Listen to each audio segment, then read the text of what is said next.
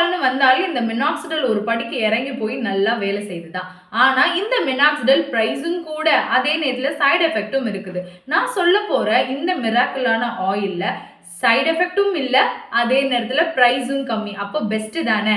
கண்டிப்பா அது நேச்சரோட கிஃப்ட்னே சொல்லலாம். அந்த ஆயில் பேர் தான் கேஸ்டர் ஆயில். இந்த கேஸ்டர் ஆயிலை நீங்க ஹேர் க்ரோ ஆகுறதுக்கு எப்படி யூஸ் பண்ணணும்னா, இது கொஞ்சம் திக் கன்சிஸ்டன்சி அண்ட் ஸ்மெல் கொஞ்சம் ஸ்ட்ராங்கா இருக்கிறனால இதோட நீங்க வாசனை திரவியமான எந்த ஒரு ஆயிலையும், for example eucalyptus, sandalwood, peppermint, jasmine, இந்த மாதிரி எந்த ஒரு ஆயிலோடையும் கலந்து யூஸ் பண்ணிக்கலாம். I prefer that virgin coconut ஆயிலோட நீங்கள் இதை கலந்து யூஸ் பண்ணும்பொழுது ஒரு நல்ல ரிசல்ட் நீங்கள் பார்க்கலாம். இந்த ஆயிலை நீங்கள் நல்லா மிக்ஸ் பண்ணிட்டு நல்லா தலையில அதை ஊற வச்சு ஈவனாக நீங்கள் மசாஜ் பண்ணிட்டு ஓவர் நைட் அதை விட்டுட்டு யூஸ்வலாக ஹேர் வாஷ் பண்ணுறது போலே ஒரு டாக்ஸின் ஃப்ரீ ஷாம்பு யூஸ் பண்ணி வாஷ் பண்ணால் கூட உங்களுக்கு ஒரு நல்ல ரிசல்ட் கிடைக்கும். ஒரு விசிபிளான ரிசல்ட்டை ஒரு 2 to 3 வீக்ஸ்லேயே உங்களால் பார்க்க முடியும்.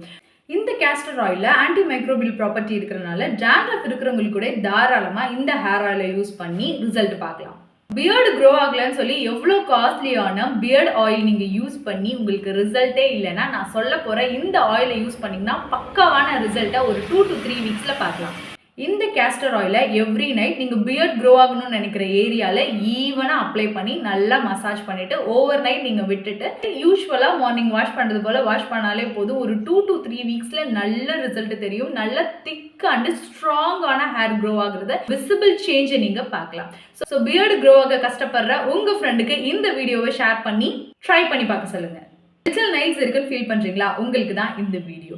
கேஸ்டர் ஆயிலை நீங்கள் நெயிலில் அப்ளை பண்ணும்பொழுது உங்களுக்கு இந்த பிரிட்டில் நெயில்ஸ் இருக்காது. இதை எப்பெல்லாம் அப்ளை பண்ணணும் அப்படின்னு பார்த்தீங்கன்னா, எவ்ரி நைட் உங்கள் நெயில் எந்தெந்த நெயில்ஸ்லாம் பிரிட்டிலாக இருக்கோ அந்தந்த நெயில்ஸ்லாம் நீங்கள் இதை அப்ளை பண்ணிவிட்டு மார்னிங் யூஸ்வலாக நீங்கள் வாஷ் பண்ணுறது போலேயே வாஷ் பண்ணிக்கலாம்.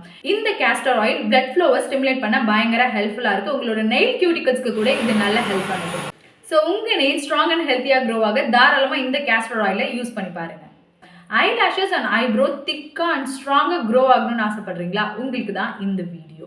கேஸ்டர் ஆயிலை நீங்கள் இந்த ஐப்ரோலையும் ஐலாஷஸ்லையும் எவ்ரி நைட் நீங்கள் அப்ளை பண்ணிட்டு வரும்பொழுது you will be amazed by seeing the result.